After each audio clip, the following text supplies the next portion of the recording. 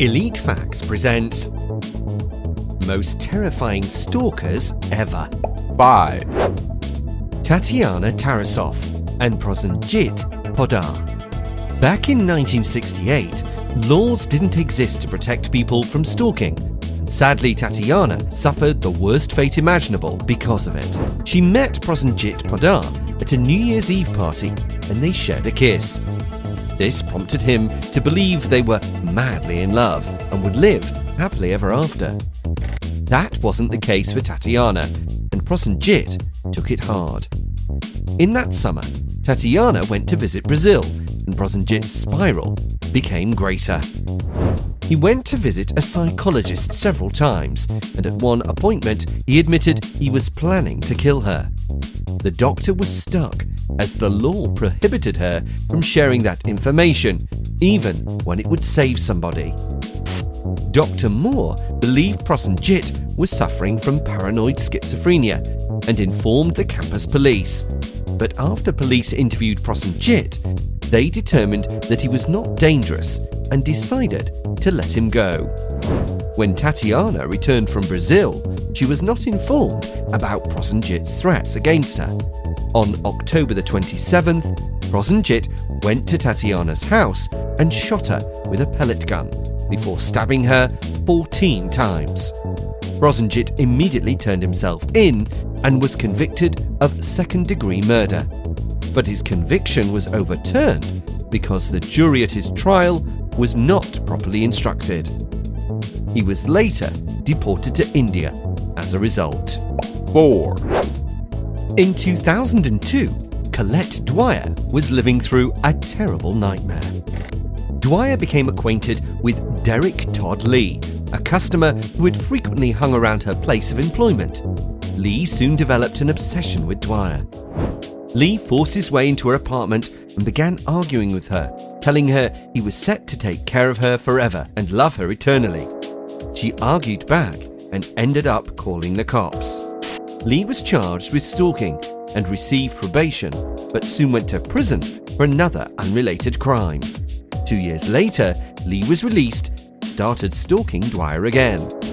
Not long after that, Dwyer heard about the murder of a Baton Rouge woman named Charlotte Murray Pace and became convinced Lee was responsible. She notified the police, who later investigated Lee, but didn't bother to take his DNA. Dwyer contacted the police again after the murder of a woman named Pam Kinnemore. Ultimately, there were 7 women killed that met the same motive and method as Pace was. In May 2003, Lee was questioned for the rape of another woman, and finally his DNA was taken. The DNA linked him to the murders of the 7 women, and he was nicknamed the Baton Rouge serial killer. Lee was sentenced to death for his crimes and currently sits on death row in Louisiana State Penitentiary. 3. Priyadashini Mattu was attending Delhi University when she drew the attention of another student named Santosh Singh. Throughout 1995, Santosh spent the year constantly stalking and harassing Priyadashini until she formally complained to the police. They provided her with a personal security officer, but this failed to dissuade Santosh. On January the 23rd, 1996, Priyadashini was murdered at her home in New Delhi. She had been raped and her face had been repeatedly beaten with a motorcycle helmet before she was strangled to death with a wire. A witness had seen Santosh enter the house shortly before her death, so he was arrested and charged with the murder.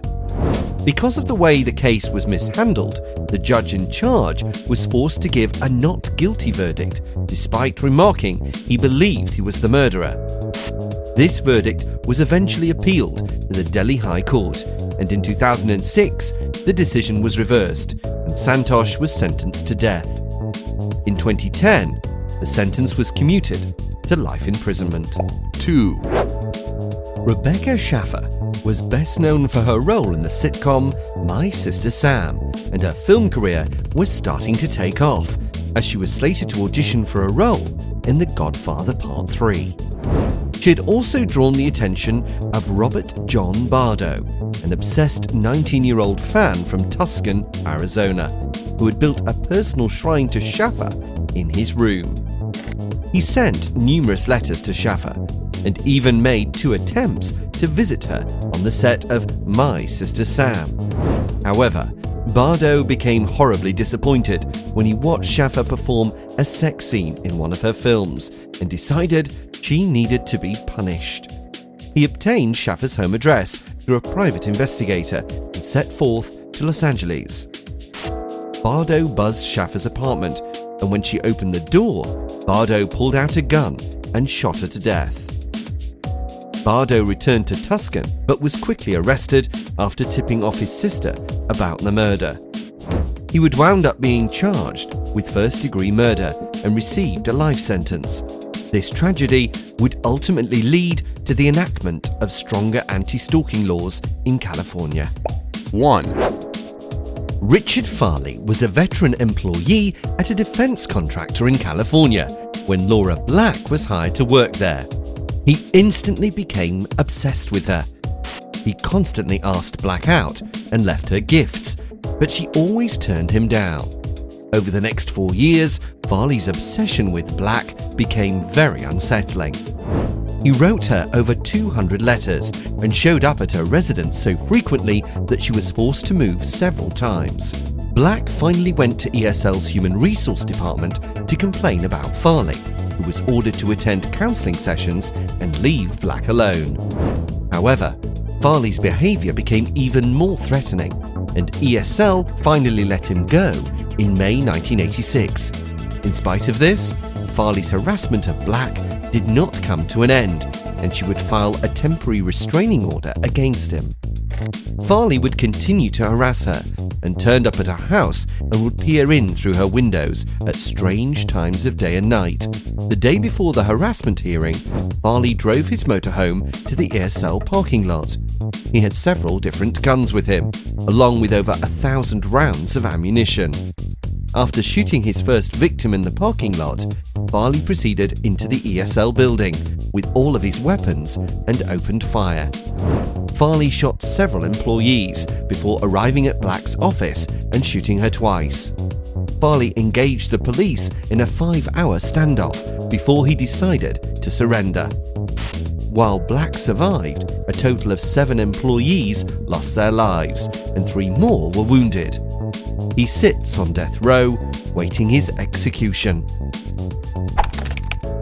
Don't forget to like us and subscribe for more elite facts.